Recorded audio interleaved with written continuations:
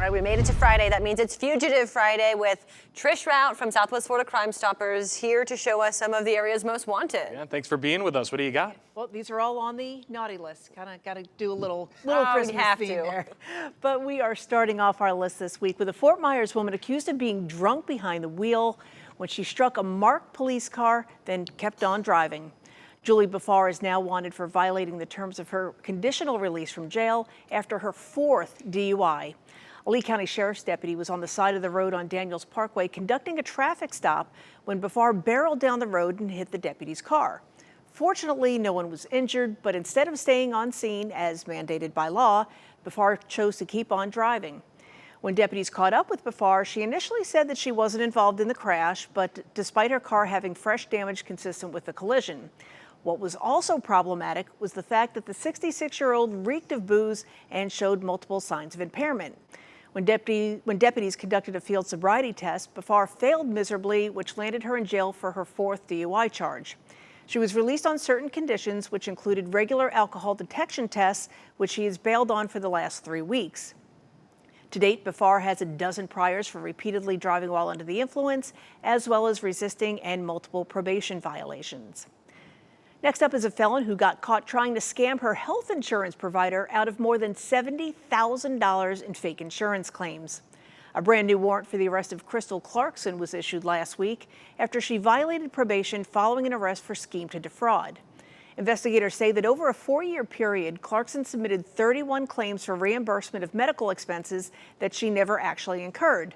Some of those claims were for extended hospital stays and multiple injuries and illnesses that happened while Clarkson was completely healthy and even clocked in at her place of employment. It wasn't until the pricey claims stacked up that the supplemental insurance plan finally took a deep dive into the requests and found that all but one were completely fabricated. Those actions landed her in lockup for about 6 months, and after being found guilty, she was placed on probation. One of those conditions was staying drug-free, which she violated last month when the 41-year-old tested positive for meth. This Tulsa native has 3 local arrests with additional charges in Hamilton County. She is 4'11", 180 pounds, and upon her arrest, she will be held without bond.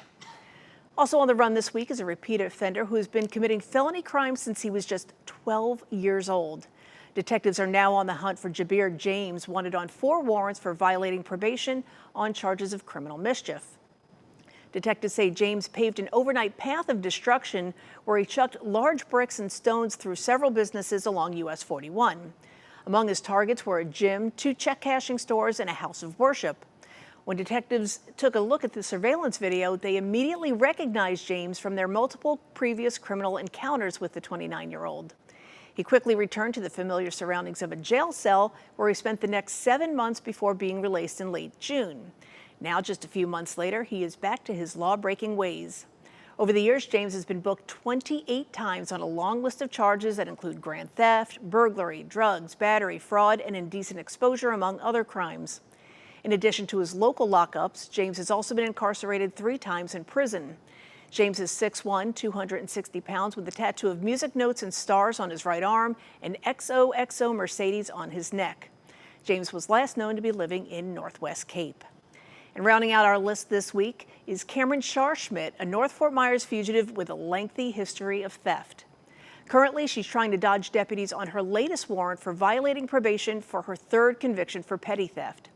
Officers say Scharschmidt went to a Cape Coral store and skip-scanned most of her purchases, meaning she actually paid for 1 or 2 items, but just so happened to overlook scanning all the other items in her cart.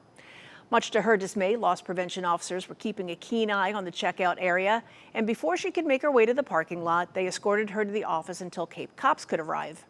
Adding to her problems that day, in addition to the theft charge, was the syringe of fentanyl she was also carrying. After spending 3 months in jail earlier this year, she was released on 24 months of probation, which she violated recently when she repeatedly refused to come in for mandated drug screens. Scharschmidt has 11 priors for drugs and theft charges and just celebrated her 29th birthday last week. She is 5'6", 165 pounds, and has multiple tattoos, including the Medusa and roses on her left arm, XOXO on her left wrist, and I love you written in Greek on her neck. And as always, if you recognize any of the fugitives we featured here today, you're asked to call the Crime Stoppers hotline. That number is 1-800-780-TIPS. All callers will remain anonymous and will be eligible for a cash reward of up to $3,000.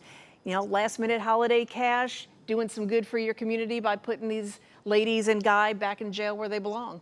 Absolutely. Trish, thank you so much for joining us. Thanks, guys. Have a good day. You too. Still ahead.